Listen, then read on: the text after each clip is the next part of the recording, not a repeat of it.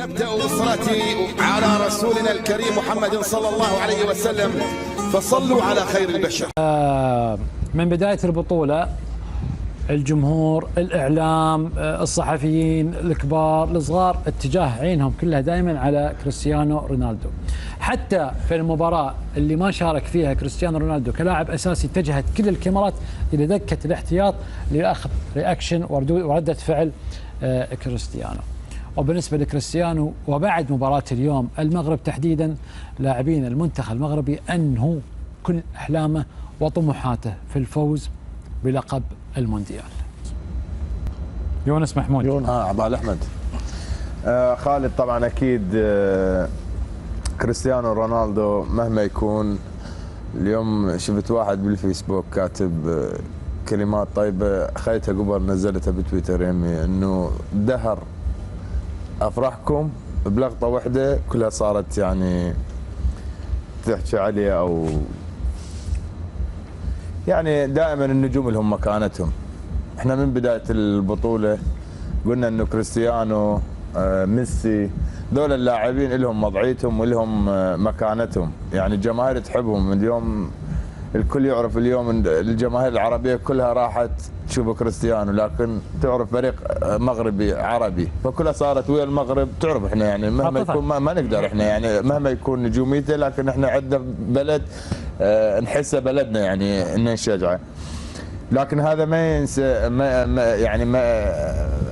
ما يغير من انه اكو احساس داخلك انه نجم اليوم طلع بهاي الطريقه. لكن اللي عجبني بكريستيانو طلع بهدوء، كل الامور اللي صارت والضغط اللي صار عليه والكل يعرف انه لديه مشاكل مع بعض اللاعبين، هاي باينه وجليله للجميع. لكن هو طلع باحترامه. اكو بعض اللاعبين خالد لهم قيمتهم ولهم مكانتهم فيكون لهم الاحترام. بالعكس انا اقدر شخصيه رونالدو، ميسي، كثير من اللاعبين الصف الاول النجوم احنا نحترمهم ونقدرهم ونكلهم المكانه اللي نعم. اعتقد تمتعونا لما يقارب لمده 15 16 سنه واحنا نستمتع بهم. لكل زمان دوله ورجال. يونس تفضل طلع بس باختصار شديد، انه من بصراحه اليوم مشاهده كريستيانو رونالدو هو بغادر بهذه الطريقه امر مؤذي، ولكن الان مش وقت نحكي هل اختار ما اختار، الوقت الصحيح مش وقت الصحيح. كريستيانو رونالدو الموسم صعب جدا عليه، الظروف صعبه جدا عليه، لم يشارك اساسي، جلس على الدكه، خروج بهذه الطريقه، كل هذا الشيء ما بيمسح تاريخ كريستيانو رونالدو ولا يمسح سطر واحد من اسطوريه كريستيانو رونالدو، واحد من اهم النجوم اللي داعبوا كرة القدم ومن أهم أساطيرها. تفضل يونس. بونو في نفس الوقت اللي رونالدو قد يكون انتهى عهده مع المنتخب البرتغالي على أقل تقدير، لكن هناك بونو الرجل العظيم الأسطورة الحارس المرمى المغربي. بصراحة بونو أنا بشكره على تركيزه، على روحه الحلوة اللي مع الحراس كلها مع مدربه. النهارده احنا شفناه النهارده بسم الله ما شاء الله من أول البطولة. النهارده انقذ كورتين، واحده بايده العكسيه والثانيه اللي على الارض بتاعت رونالدو. صراحه الكلام ده مني كحارس مرمى مش ككلام كحضري، لا كصاحب وصديق. بتمنى له التوفيق، هو يستاهل ويلعب في احسن من نادي اشبيليا، يلعب في الانديه الكبيره، يستاهل اكتر ويستاهل. وان شاء الله يوصل للمباراه النهائيه بعون الله ويكون احسن حارس مرمى في كاس العالم، لان هو يستاهل. نعم. لان هي بين اثنين 31 سنه يعني واحد صغير كمان ماهوش كبير. يعني لو انا برشح مين احسن جول حارس مرمى في كاس العالم، لبونو لحارس كرواتيا. حارس كرواتيا. عبد الله الشيباني حاب انه يعلق على جول، على ردة فعل هدف نصيري وردة فعل كريستيانو رونالدو. ايه شوف الحركه خالد.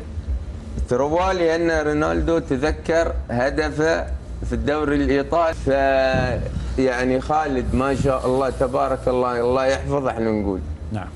يعني مو هيك هذه اللقطه خالد اللي سواها كريستيانو توحي انه كريستيانو صرح قال انا ممكن راح العب امام لو الانجليز لو فرنسا العب اللعبه القادمه، والمدرب ايضا قال انه المباراه سهله.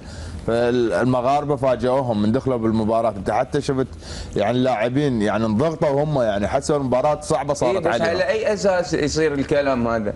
انا بقول لك انه هم- كانوا متوقعين المباراه لا سهله. لا انا كمدرب ولا كلاعب ما اتوقع هذا الكلام. تدري ليش؟ صح. لان انا لعبت معاه اقول لك بلجيكا وكرواتيا وكندا زين هم واسبانيا. هم صرحوا عبد الله قابل انا جاب من جيبي. لا انا اقول لك انت هذا التصريح هم خطأ. صرحوا هم خطا. لا انا اقول لك لما عبد الله انت هو خطا بس على اساس الحق. انا ادري بس اقول لا له شوف انا غلطان شفت. لا خالد بس كلمه واحده. حضرتك لحظة لما تبيها انت هذه. تتساهل يعني تتساهل المنافس تحمل النتيجه. شكراً. إيه هو هذا اللي شكرا نقول. لك. نعم. خلصنا كلام عن المنتخب المغربي. كل واحد تفضل. قضيه الناس قليله انت عارفينها. فايز اليوم انا ما رونالدو من اي جزيره، من جزيره اسمها ماديرا. ماديرا. جزيره اسمها ماديرا هي اقرب للمغرب من البرتغال وعنده علاقه وطيده مع المغرب رونالدو، بالتالي لا اظن انه يمكن يستصغر. اسمح لي سامة، هو مش كل اجازاته عندكم بالمغرب؟ يجي مع أهله. من كان فريق مدريد في كل مباراه يروح المراكش، كل مباراه. ليش اجازاته دائما هناك. ليش عنده عنده مشاريع في المغرب. عنده مكان عنده مشاريع في عنده المغرب. مشاريع عنده مشاريع. دائما زياره مشاريع في مع مراكش. عائلته، دائما مع عائلته عندكم. احنا وكان دائما اصدقاء جميع المغاربه يلعبوا معه، لعب مع اشرف الحكيمي في ريال مدريد وكان صديقه، وكان لعب مع ابن عطيه وكان صديقه كذلك في يوفنتوس. اليوفي في جوفنتوس. اوكي كان صديقه كثير. اوكي بارك الله فيكم يعطيكم الصحه. خلصتوا حديث عن المغرب؟ خلي يرتاحون. يعطيكم العافيه. ممكن اطلب منكم ان نقف جميعا تحيه لرجال واسود الاطلس. يعني لازم نقول يحطون لنا السلام الوطني المغربي.